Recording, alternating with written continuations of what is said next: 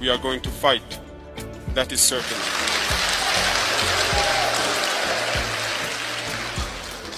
We may suffer, but we need a bit of patience, that's all. In the heart of West Africa, where the red earth meets the open skies, a new story of hope was written. It is the story of a boy who grew up with dust on his feet and dreams in his heart. A boy who would become a leader, not by force, but by destiny. This is the story of Ibrahim Traore. Ibrahim Traore was born in 1988 in a modest village of Bondakwi, in the Muhan province of Burkina Faso. His family, like many, lived humbly. His parents were hard-working people, deeply connected to the land and to the spirit of their ancestors. He was a quiet child, always watching, always learning.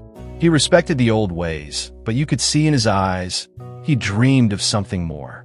From a young age, Ibrahim understood the values of perseverance, loyalty, and courage.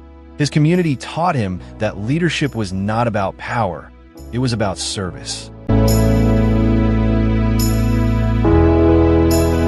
Education was a rare treasure. Ibrahim walked miles to attend school, often with nothing but a notebook and a will to learn.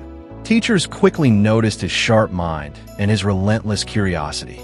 He loved history, the stories of African heroes who stood against injustice.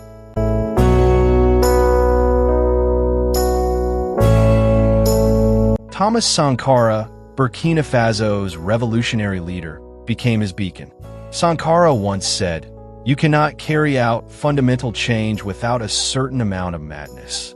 Ibrahim understood this madness, the madness of believing that change is possible.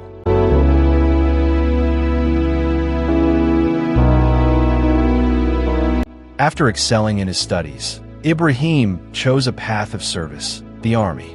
He entered the University of Ouagadougou and later pursued military training, where his natural leadership shone through. Hardships were many. Training was brutal, but every fall, every scar, every sleepless night only forged his spirit stronger. Ibrahim was different. He didn't command with fear. He led with respect. Even when he was just a young officer, soldiers would listen to him. Not because they had to, but because they wanted to.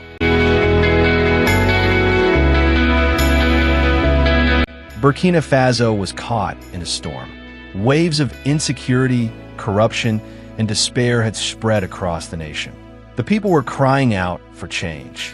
Ibrahim, now a captain in the army, watched his people suffer, and something inside him stirred, a calling stronger than fear, a fire he could no longer ignore.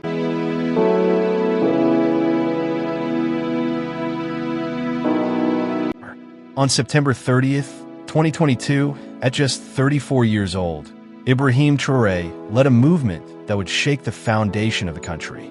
Without bloodshed, without arrogance, he rose, not as a conqueror, but as a protector. When we heard Ibrahim Traore was taking charge, we cried tears of joy. Finally, someone who understood us. Someone young, someone real. As president, Ibrahim Traore did not seek glory. He sought healing. He moved quickly to secure villages ravaged by terrorism. He prioritized food security, education, and dignity for his people. International critics watched with skepticism. But inside Burkina Faso, hope was reborn. Not from promises, but from action.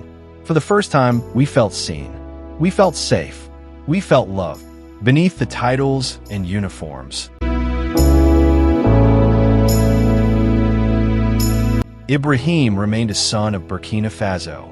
He never forgot the dust that once coated his feet, the songs of the elders, or the dreams of a better tomorrow.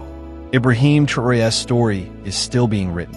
It is a story of resilience, of youth rising with dignity, of a nation refusing to be broken. It is a reminder that in every small village, in every young dreamer, there lies the power to change the world. And as the sun sets and rises over the lands of Burkina Faso, a new generation looks to the horizon, not in fear, but in hope, following the footsteps of a man who dared to believe.